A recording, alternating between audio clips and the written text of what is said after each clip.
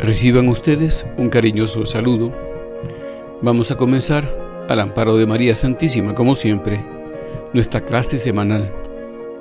Ahora, con un tema interesantísimo, por supuesto, sobre el cual solo reflexionaremos un rato, porque tiene mucha amplitud, y se trata del conocimiento de sí mismo.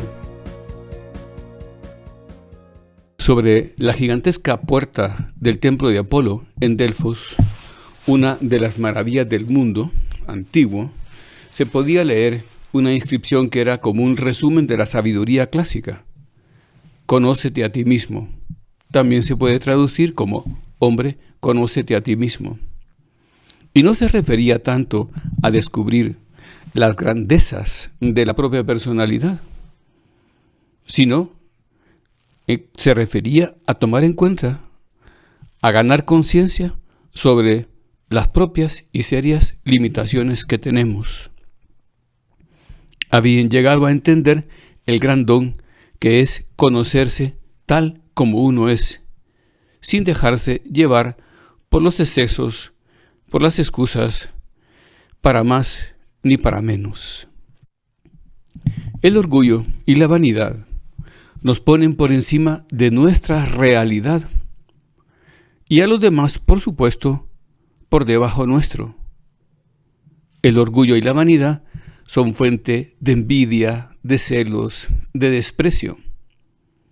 Siguen así agravios, resentimientos, rencores, tristezas, iras, venganzas, insolencias, riñas.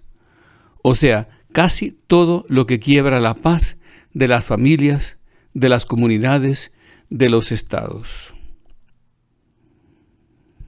Al crecer en conocimiento propio, maduramos y nos hacemos más capaces de comprender a los demás, porque entendemos que todos estamos hechos de la misma pasta y también entendemos que la experiencia es la madre de la ciencia. Así, quien ha experimentado el dolor entiende al que se duele. Quien se ha sentido abandonado comprende más fácilmente la soledad. Quien ha padecido la pobreza compadece la ansiedad del callejón sin salida en que puede encontrarse el pobre. Por eso, el conocimiento propio es el gran principio de las relaciones de convivencia, pues nos da la capacidad de comprender y una interioridad que compartir.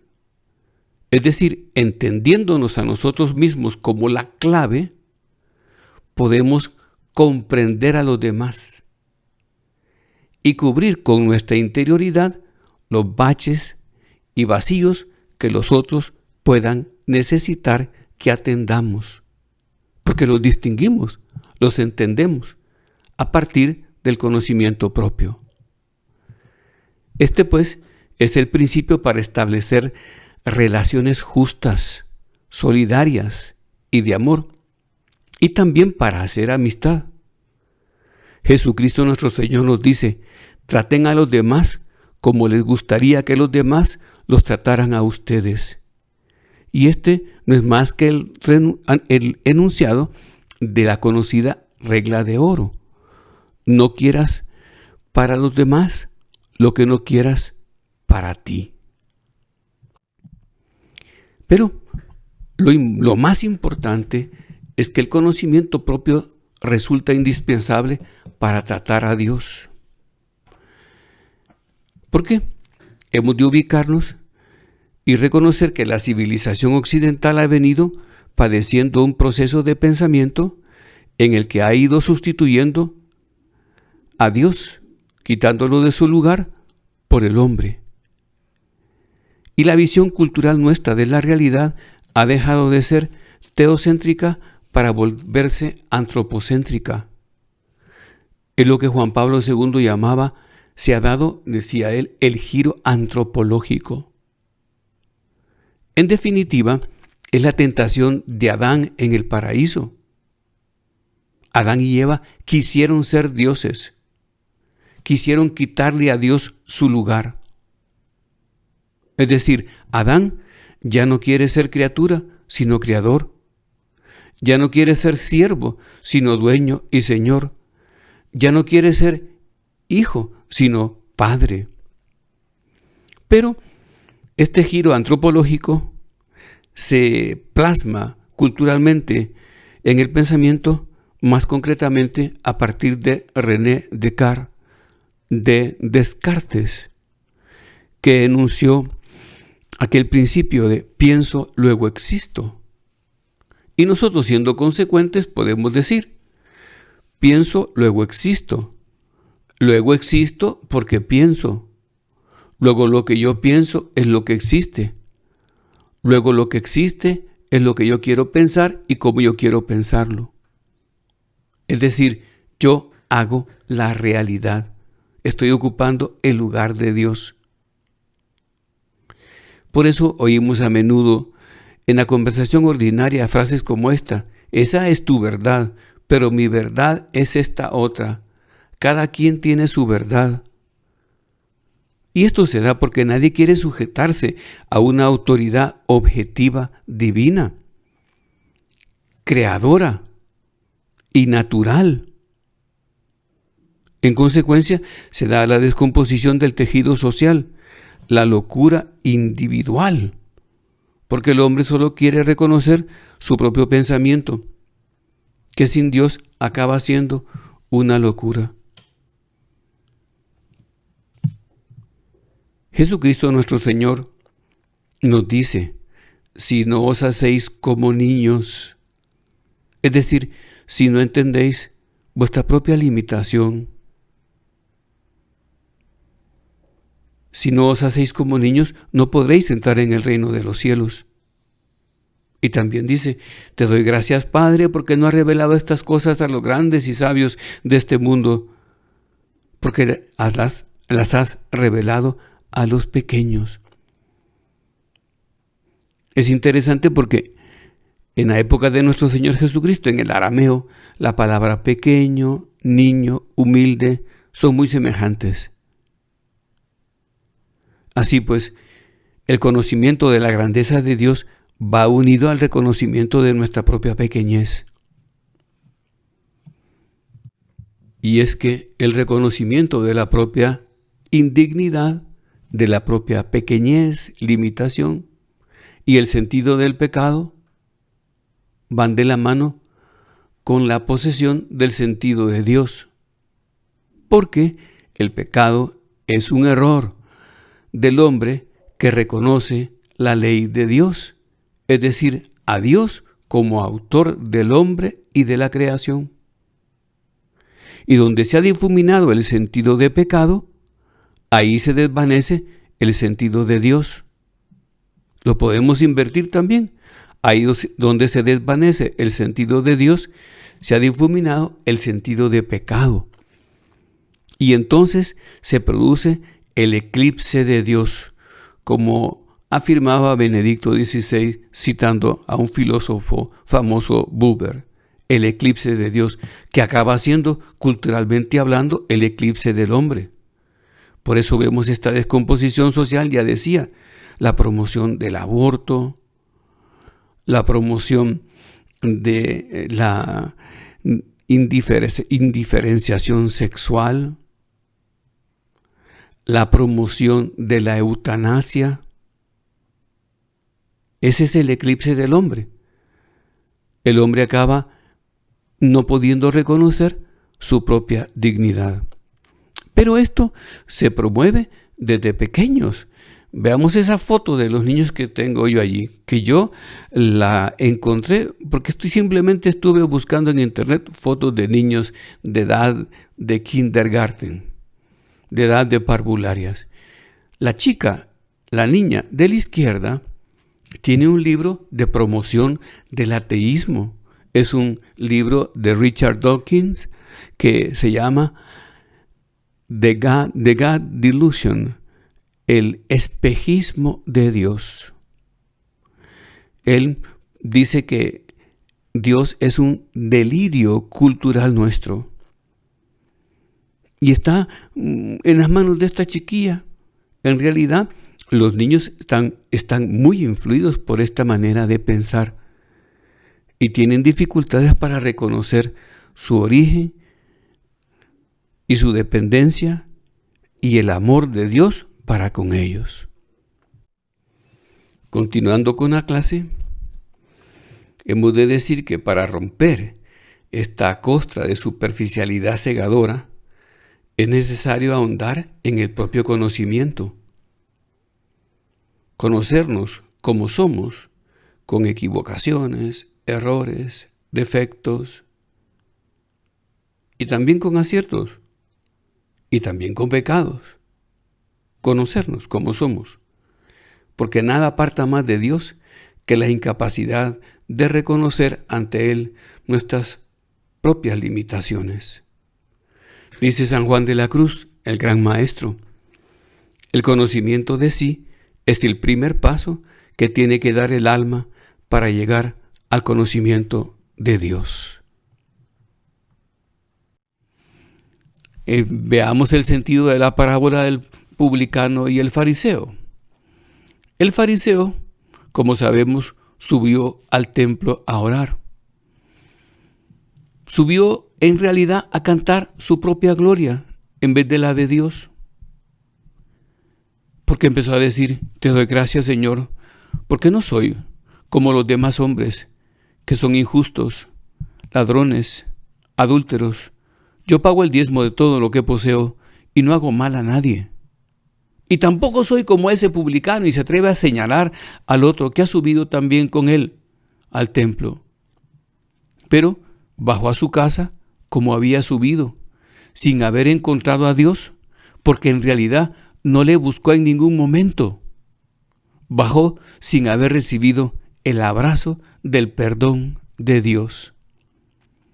Porque no subió para pedirle luces, gracias, ayuda, para crecer, para mejorar, para servirle mejor. En fin, llegó casi a decirle a Dios, tú, Señor, tendrías que estar agradecido de mí, porque no soy como los demás, yo soy clase aparte. El publicano, en cambio, un pecador, se humilla y se arrepiente y se pone en un rincón, dice el Evangelio, y no se atrevía tan siquiera a levantar la vista al cielo, mientras se daba golpe de pecho, diciendo, Señor, ten piedad de mí, porque soy un pecador. Ten piedad de mí, porque soy un pecador. O sea, el publicano se humilla, se arrepiente delante de Dios y se encuentra con Dios y recibe su perdón. Es que entonces ganamos ese paralelismo que Jesucristo nuestro Señor nos propone. Aprended de mí, que soy manso y humilde de corazón. De pocas cosas se pone nuestro Señor Jesucristo directamente de ejemplo, y esta es una de esas pocas. Aprended de mí, que soy manso y humilde de corazón. Este refrán tan simpático, cuando el hombre se pone en su sitio, encuentra a Dios en el suyo. El fariseo no reconoce su sitio y entonces, claro, discute con Dios el lugar que solo corresponde a Dios. Hablemos del sentido de la parábola de los talentos. Reconocer los talentos que Dios nos ha dado es algo bueno, muy bueno, y nos debe llevar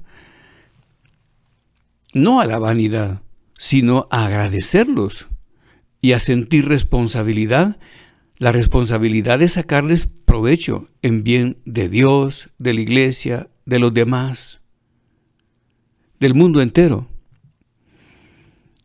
Porque dice también Lucas, al que se le ha dado mucho, mucho se le pedirá, y a quien se le encomendó mucho, se le pedirá más.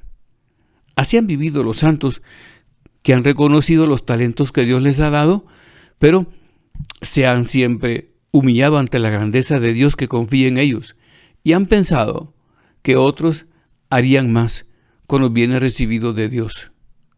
Entonces siempre se sienten deudores de Dios, pero agradecen los talentos que Dios le da y los ponen al servicio del Señor y al servicio nuestro. El propio conocimiento, pues, por lo que vamos diciendo, resulta indispensable para sostener la ruta y llegar a la cima del amor de Dios. Esto es una realidad. Para no salirnos del camino, hay que conocerse a uno mismo. ¿Cómo podríamos subir una montaña sin saber dónde estamos? ¿Con qué medios contamos? ¿Con qué fuerzas para llegar hasta la cima, hasta la meta? Por eso dice San Pablo, yo no corro como quien corre a la aventura. Yo no lucho como quien da golpes al aire. Cada paso, pues, Él lo ve así, y así tenemos que verlo nosotros, y la invitación del cielo, cada paso debe estar orientado, cada día aprovechado, vinculado con la meta, con Dios, que es nuestra felicidad, con nuestra santidad. Porque avanzar mucho, pero por un camino equivocado, sería un gran fracaso, y tanto mayor fracaso cuanto más nos hubiéramos esforzado en caminar. ¿No sabéis que los que corren en el estadio, dice San Pablo en Corintios, todos corren, pero solo uno se lleva el premio? Corred pues de tal modo que lo ganéis. O sea, que les dice, corred de tal modo. Ese tal modo significa muchas cosas, pero una es ir por el camino. Porque San Agustín nos dice esa frase que yo pongo en latín encima de la foto de la chica corredora. Bene curris sed extraviam. Corred bien, pero fuera del camino. Dime tú, ¿de qué serviría correr bien y fuera del camino? Todo lo contrario, nos interesa correr primero en el camino y ahí correr bien. Por eso dice San Pablo, corred pues de tal modo, con las condiciones que requiere el ganárselo. Pero esta es una paradoja que plantea el apóstol, porque dice, todos los que corren en el estadio, todos ustedes corren en el estadio tras Cristo. Todos libran esta batalla. Y dice, pero solo uno se lleva el premio. Y entonces se salta esta regla porque dice, corred pues de tal modo que os lo ganéis. Que todos os lo ganéis es una paradoja, pero es una verdad. Los apóstoles se impresionaron cuando Jesucristo les puso las condiciones y le dijo Pedro, Señor, pero entonces es para el hombre imposible salvarse. Sí, para el hombre es imposible, pero para Dios, le contestó, nada es imposible. El punto es, pues, relacionarnos con Dios, abrirnos a Dios y vivir en esta verdad que no es tan fácil como veremos a continuación.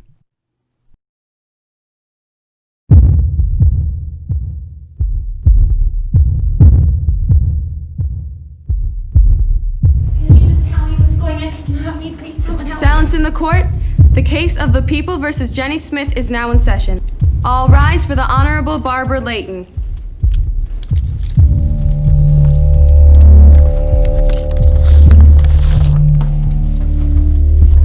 You may sit, Miss Smith. I don't even know what's going Sit. Now, does the defendant not have any representation? Apparently, he's running late, as usual. And what do you think we should do about that, Mr. Kafka? Oh, I don't think we'll need him. It's a fairly open and shut case. I only have one witness to call. Then let's proceed. Thank you, Your Honor. I called Jenny Smith to the stand. But I don't even know what I did wrong. Please raise your right hand. Do you pledge to tell the truth, the whole truth, and nothing but the truth, so help you God? Yeah. Will the witness please sit down? And only speak when spoken to. You may proceed, Mr. Kafka. Thank you, Your Honor. Now, is your name Jenny Smith? Yes. Are you a Catholic? Yes. I rest my case. But I don't understand. Please return the defendant to her seat. What did I say? What am I guilty of? Jenny Smith, you stand before us accused of being a Catholic.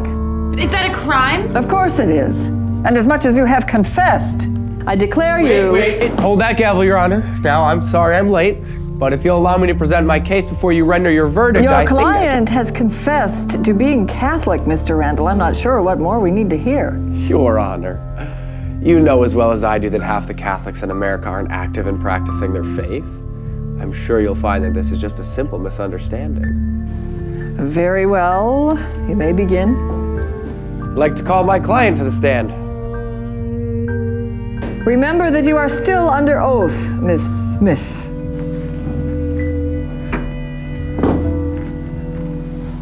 Now, Jenny, are you Catholic? Yes. Why? I don't know. Because my parents are. So if your parents were Hindu, you'd probably be a Hindu, right?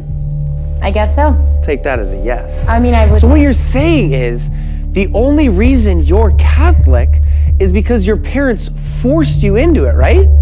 No, actually, that's not what I'm saying. Really? Your Honor, I'd like to present as evidence a video of a conversation between Kathy Smith and her daughter Jenny Smith, which occurred no more than 2 weeks ago. Oh, you're not wearing that to church. Why not? Go upstairs and put something else on. Mom! You know, I hate church, and when I'm older, I'm never going again. If you don't change your clothes and come to church with us, you will be grounded, young lady. Well? I was having a bad day. I object. The defense is making it sound like the defendant never voluntarily did anything religious. Does the defense realize that Jenny Smith willingly attended a full weekend religious retreat without coercion from her parents? Is this true, Miss Smith? Yes. Yes, it is. You went there to learn more about your faith, huh? Well, of course. To draw closer to God? Mm-hmm. And there wasn't any alternative reason? What do you mean? 2 words. Ben Marzone. He might have been there. Might have been there? You two were caught making out by the lake when you were supposed to be praying. We were just kissing, and he's a really nice guy. Your Honor, for every alleged example the prosecution has of my client being Catholic, I can provide you an equally plausible reason as to why she's not. The evidence is all circumstantial. I request that my client be released immediately. No, I'm Catholic, and I like being Catholic. Miss Smith, I deal with people like you all the time. You think that just because your parents are Catholic, that makes you Catholic. Or because you went to CCD when you were little. Or because you don't fight with your parents too much when they drag you to church. You should be lucky I didn't put any of your Facebook posts into evidence. This is ridiculous. Is it? Then let me ask you one question. Just one question to eradicate all doubt. Okay. Jenny Smith, when was the last time you served the poor? What? You know, fed the hungry, gave drink to the thirsty, clothed the naked. Surely you've heard of these things. They sound familiar. Sound familiar?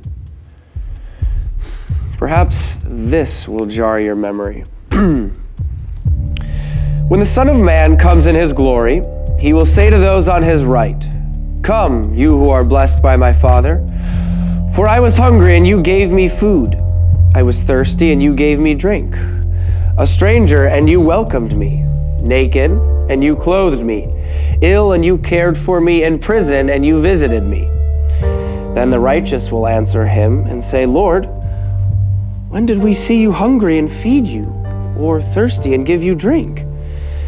And the king will say to them in reply, "Amen, I say to you, whatever you did for one of these least brothers of mine, you did for me." Now, Miss Smith, if you really are Catholic, That should sound familiar.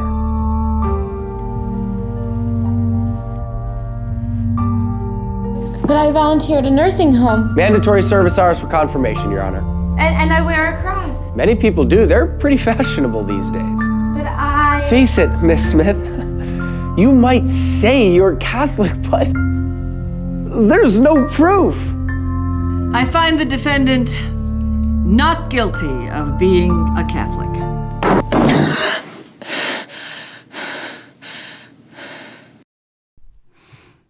Es muy bonito el vídeo que acabamos de ver, porque la chica no tenía conocimiento de sí misma, ni tampoco de las repercusiones que tenían sus acciones. Tampoco del desconocimiento que tenía de la doctrina básica de nuestro Señor Jesucristo. O sea, la ignorancia es atrevida. También la ignorancia de uno mismo puede obtener esa misma categoría, la de atrevida. Entonces, para que esto no nos pase, y como estas clases siempre tienen una parte práctica, vamos a concluir en la necesidad de hacer examen de conciencia, mejor dicho, en la conveniencia de hacer examen de conciencia. En todas las actividades importantes se requiere un control para saber qué va pasando y tener una auténtica visión.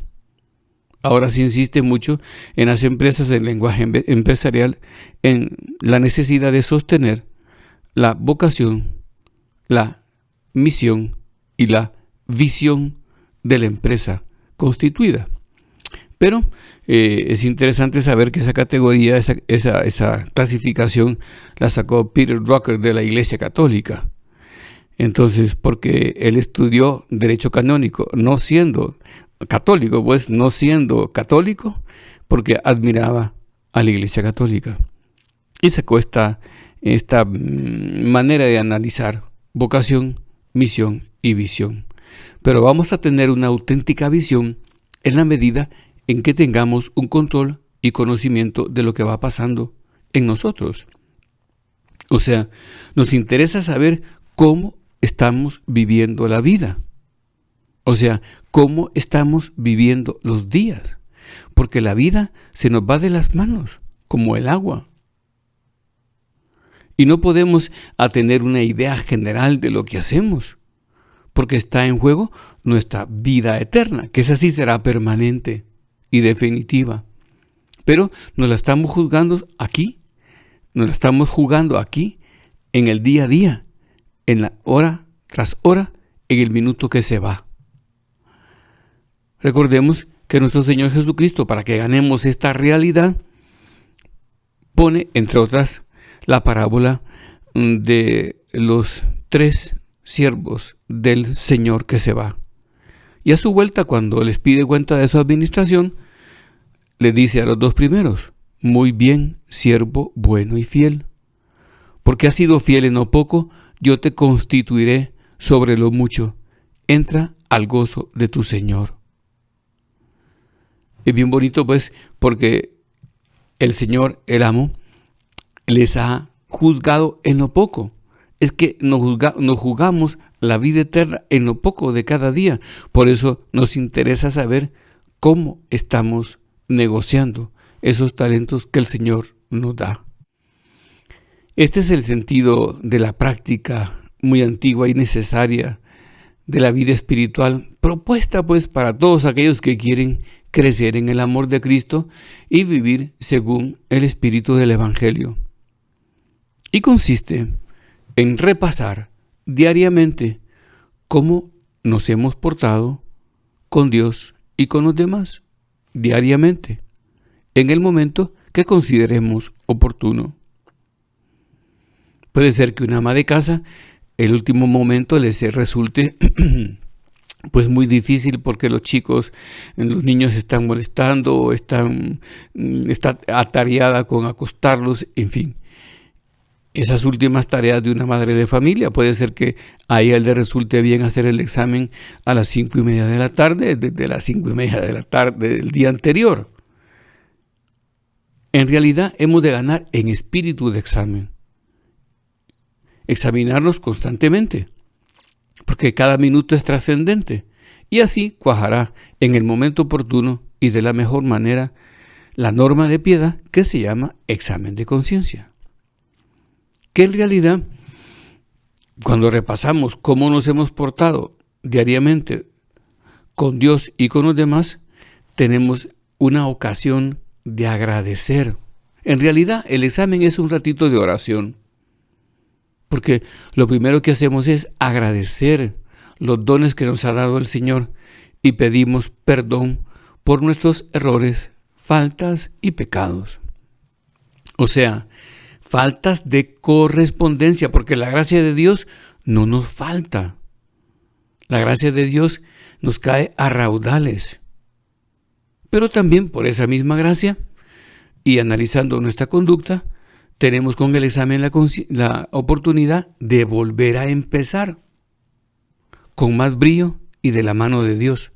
O sea, nunca el análisis es negativo.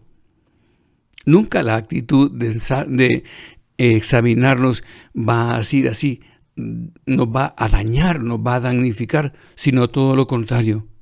Nos da la oportunidad de volver a empezar de la mano de Dios. Es algo sencillo, basta con ponernos delante de Dios y querer hacer el examen con las luces que Él mismo nos da.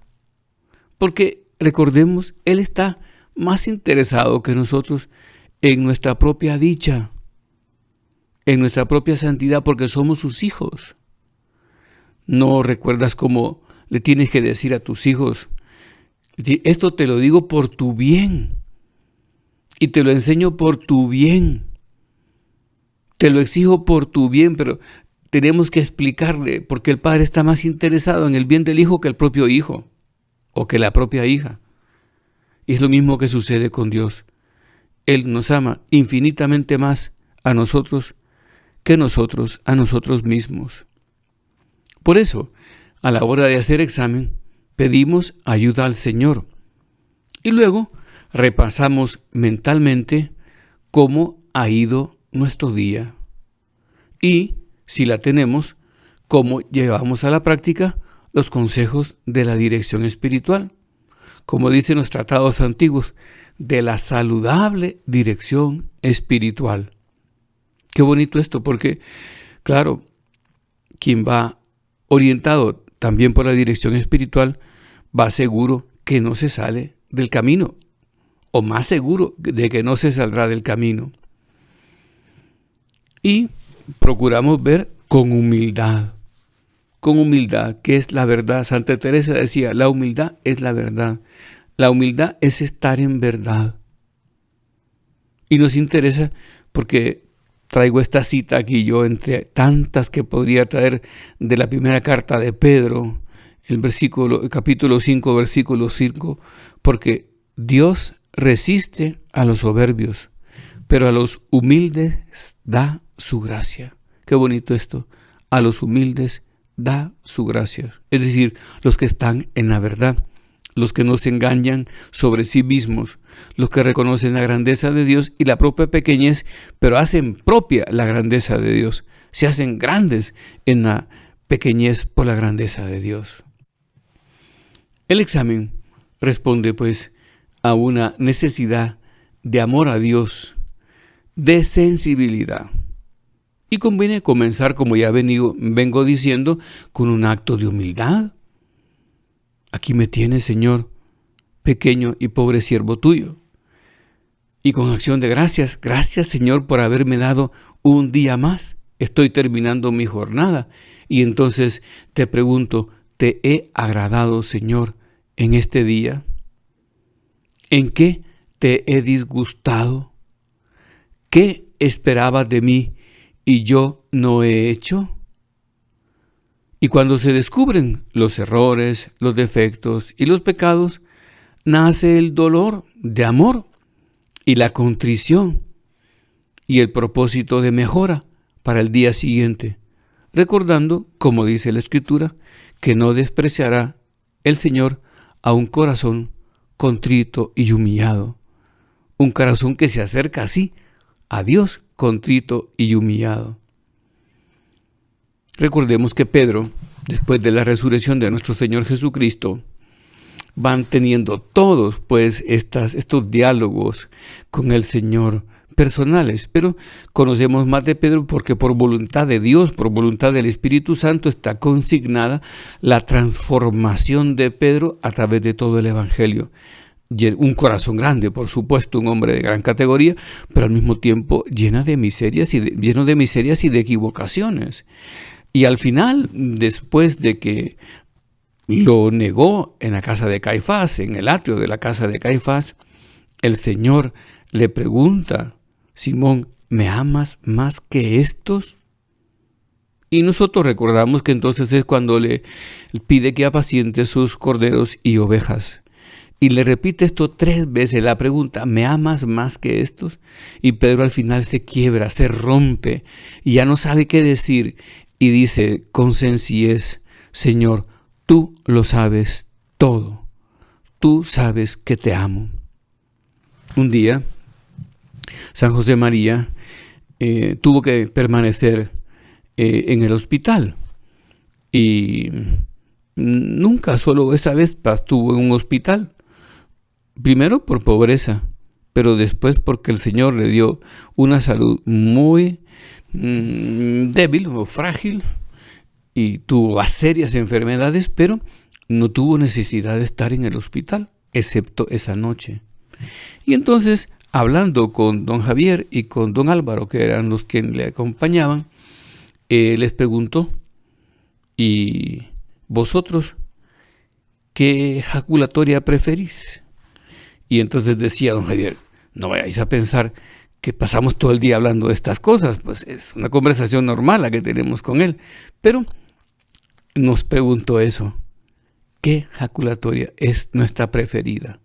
Y entonces empezaron a dudar don Álvaro, y bueno, que le gustaba esta, que le gustaba aquello otro, como pienso yo que también te pasaría a ti si te preguntaran cuál es tu oración preferida. Y entonces dijo don Javier también lo mismo, y entonces él les cortó, en el sentido, le salió al paso y dijo: en cambio yo lo tengo muy claro. Me gusta repetir: Señor, tú lo sabes todo. Tú sabes que te amo. ¿Qué es lo que dijo Pedro después de la resurrección, antes de la ascensión, de la marcha del Señor de este mundo? Y es, decía San José María, un acto de dolor y un acto de amor. Señor, tú me conoces. Tú conoces mi pequeñez, mi bajeza. Soy poca cosa, pero tú sabes también que te amo. ¿Ves? Es el sentido del examen de conciencia. Un reconocimiento de la pequeñez, pero esperanzado en un amor que sabemos que nunca traiciona, como es el amor de Cristo, el amor de Dios.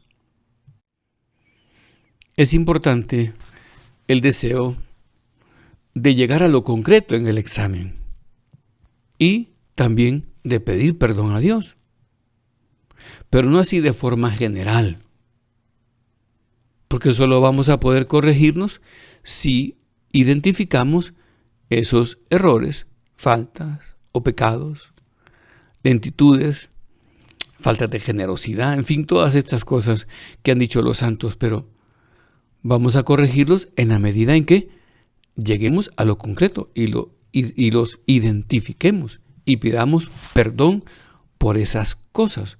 O sea, no vale decirle: Señor, tú me conoces, yo soy muy malo, te pido perdón.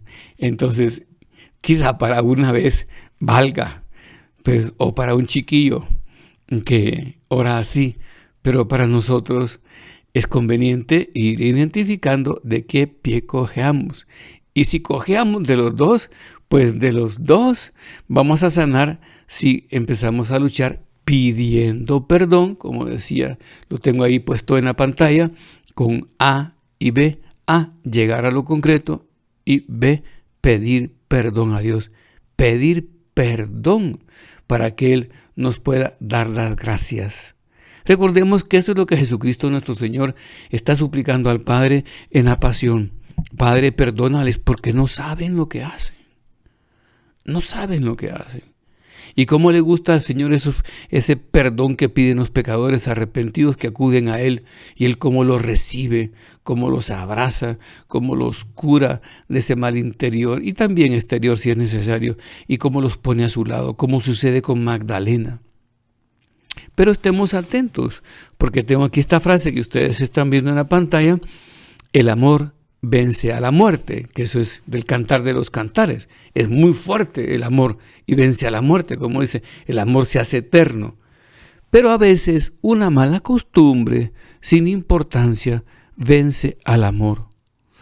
Es una frase de Eschenbach, que es el autor de la leyenda de Parsifal, y pues es un trovador, un famoso poeta y cantor, literato pues de la época medieval. Sus poemas se cantaban por toda Europa. Y entonces tiene esta observación en un poema precioso: el amor vence a la muerte, pero a veces una mala costumbre sin importancia vence al amor. Pensemos en el amor matrimonial, como vemos a veces matrimonios rotos, pero que se comenzaron a agrietar en el amor por una costumbre sin importancia, pero que acabó siendo insoportable para el otro y destruyendo también toda la psicología del que la sostiene.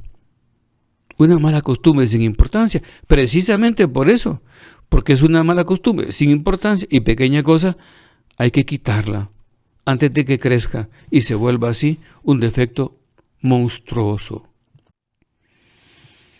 Conviene, pues, en el examen llegar a saber el porqué de aquellos momentos de mal humor, de una respuesta desabrida que se repite, de un descuido frecuente que molesta a los otros, de una apatía que nos detiene en un amor con consecuencias a los demás y también a Dios.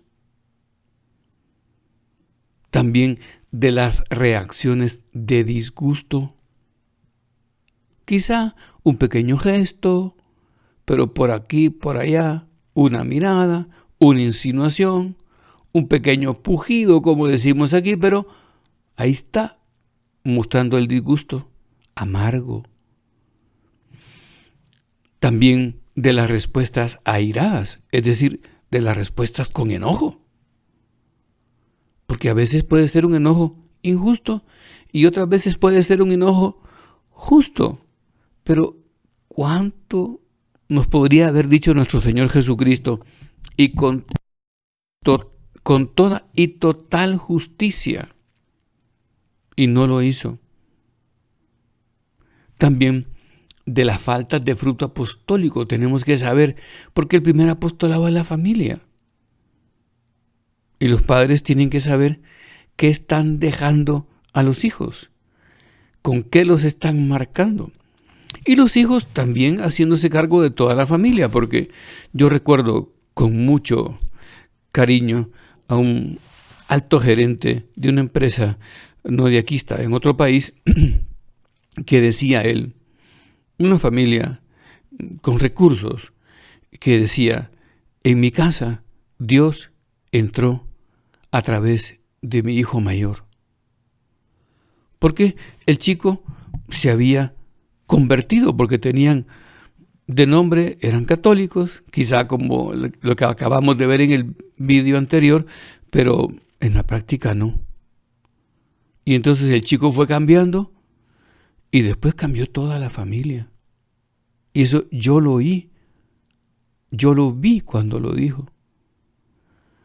Después yo tuve por compañero a un judío que ahora es sacerdote, con todo el respeto para la religión judía, entiéndase pues, que se sintió llamado por Dios en la calle y sintió la fuerza de entrar a la iglesia y de hablar con el sacerdote. Y tenía pocos años, pero es sumamente inteligente. 7 años. Y entonces fue hasta el sacerdote y le dijo, quiero ser católico, quiero amar a Dios y ser católico. Por supuesto, el sacerdote le dijo que no podía hacer nada si sus padres no lo autorizaban, no le podía enseñar, en fin.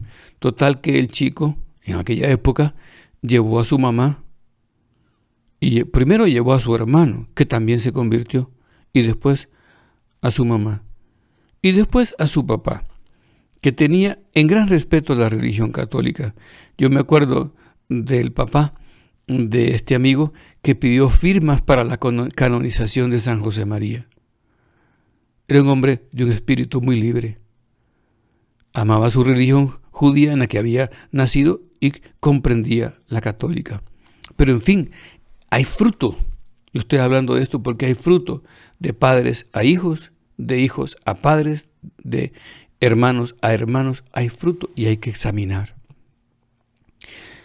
Sabiendo que la mayor parte de las veces tendremos que reconocer que nuestras faltas se deben a nuestra soberbia, a nuestra pereza y a nuestra sensualidad, que son los 3 grandes frentes de la lucha ascética. La soberbia con sus hijas, que son la vanidad, ¿verdad? Y luego la pereza, que se mete por todas partes. San José María decía que el primer frente en el que hemos de luchar es la pereza, porque así comenzamos a luchar venciendo a la pereza, y la sensualidad, que es la carnalidad. Pero es el vivir para lo sensible, para los sentidos, no solo la sexualidad, por supuesto que se incluye, pero es más que eso. Pensemos en todas las dependencias que tenemos ahora para los objetos electrónicos y la dependencia de los contenidos no muy sanos tantas veces. Sensualidad, soberbia, pereza, sensualidad. Digo esto para que no pensemos que en el examen nos vamos a complicar mucho. Hay que ir al grano directamente y sin complicaciones. ¿Y cuál es el momento más importante del examen de conciencia? Y la respuesta es el dolor. El dolor por haber maltratado de un modo u otro al amor de Dios. Recordemos la importancia que le da el dolor, al dolor el Señor. Hace un momento comentábamos la parábola del fariseo y el publicano. El publicano demuestra un intenso dolor. Se daba golpes de pecho repitiendo en su interior, sin atreverse a levantar la vista al cielo: Padre, perdóname, porque he pecado, porque soy un pecador. Y ese bajó a su casa justificado, dice Jesús. Así también personajes como Magdalena, que recibió ese perdón y nunca más se apartó del Señor. Así Pedro, cuando reconoce el portento sobrenatural de Cristo después de la pesca milagrosa, se tira a sus pies y le dice: Señor, apártate de mí porque soy un hombre pecador. Demuestra un dolor, un reconocimiento de su bajeza y pide perdón. Y Zaqueo, cuando se convierte: desde hoy doy la mitad de los bienes a los pobres, y si he defraudado en algo a alguien, le devolveré 4 veces más. No digamos ya la parábola del hijo pródigo que nos pone Jesús y que evidencia que aquel muchacho vuelve a la casa con dolor y va pensando qué le va a decir a su padre: no soy digno de ser tenido como hijo tuyo, trátame como a uno de tus siervos. Por supuesto que el padre, cuando llega, no lo deja hablar y se le tira al cuello y le cubre de besos. Pero nosotros hemos de captar el arrepentimiento del muchacho y su dolor. San José María repetía que él hacía de hijo pródigo no una vez al día, decía, sino muchas veces al día. Volvía con dolor al padre. Por otra parte, reconociendo de antemano que el padre lo esperaba y lo recibía siempre cubriéndolo de besos y ofreciéndole su casa, y en su casa una fiesta, una alegría. Yo quisiera que la parábola del hijo pródigo fuera el telón de fondo de esta clase, porque el examen es un movimiento de reconocimiento de la propia bajeza y de la grandeza de Dios. Es un momento que acaba siendo gozoso. Tengo aquí una cita del Salmo 51 que es preciosa. Ten piedad, Señor, según tu amor, y por tu inmensa ternura borra mi delito. Lávame a fondo de mi culpa y purifícame de mi pecado. Pero veamos qué oración más llena de esperanza. Ten piedad, Señor, según tu amor y por tu inmensa ternura. Borra mi delito y purifícame de mi pecado. Pero es por tu amor y por tu inmensa ternura. Es la oración del Hijo lleno de esperanza. Para ir terminando la clase, hay que decir que un examen bien llevado nos conducirá, primero, a un profundo conocimiento de nosotros mismos. Segundo, a una sencilla humildad y convencida libertad. Y en tercer lugar, a un hondo agradecimiento a Dios por los bienes sobreabundantes que nos da. Un profundo conocimiento de nosotros mismos significa una autoposesión que permitirá una autodonación a Dios y a los demás. Una sencilla humildad significa edificar la propia vida interior en la verdad. Y convencida libertad. ¿Por qué? Porque cuando, por ejemplo, un ejecutivo de una empresa, decía un conocido profesor, descubre un defecto, aquello se vuelve ya una ganancia, una victoria, porque él se encargará de llevarla así a la cumbre de la victoria, convirtiendo el defecto en ganancia. Y el agradecimiento a Dios, porque ya hablábamos del Padre que nos recibe en la casa para cubrirnos de besos, ayudándonos precisamente a salir adelante con nuestros defectos. Así pues, el efecto liberador del examen es muy interesante tenerlo en cuenta. El examen es una norma breve de unos 3 minutos. En un curso de retiro, por supuesto que puede ser más intenso y largo, pero todos los días un encuentro breve con Dios de oración y descanso en Él. Tiene un efecto liberador, porque, claro, por eso pongo yo estos pies aquí descalzos que caminan libremente, esa chica que extiende sus brazos, feliz, contenta, porque ha ganado libertad, y ese pájaro que vuela sin que nadie lo detenga. Así va el alma cuando conoce la realidad de sí misma y se encuentra en los brazos de Dios. Don Álvaro del Portillo, en este sentido, había acuñado esta jaculatoria: gracias, Señor, perdón y ayúdame más, que reúne en una corta frase todos los fines de la oración perfecta, concretamente de la misa. Un examen de conciencia nos enseña a ser fuertes con nosotros mismos y comprensivos con los demás. Y sobre todo nos da cada día un mayor empuje para recomenzar confiadamente, apoyándonos directamente en Dios. Así, en esta línea, San Agustín nos dice: examínate, no te contentes con lo que eres. Si dijeses basta, estás perdido. Ve siempre a más. Camina siempre. Progresa siempre. No permanezcas en el mismo sitio. No retrocedas. No te desvíes. Terminamos nuestra clase, pues ya decía que son reflexiones, pero que nos pueden ayudar tantísimo, porque es el primer paso, como decía San Juan de la Cruz, que debe hacer el cristiano para seguir a Cristo: reconocer sus limitaciones y su bajeza, pero siempre de un modo confiado y seguro. Terminemos acudiendo a María Santísima, nuestra Madre, que nos ha acompañado esta vez y siempre. A ella le pedimos que fructifique, que fructifiquemos nosotros en conocimiento de nosotros mismos para llenarnos así, vaciándonos de nosotros mismos, de Dios. Muy buenas tardes.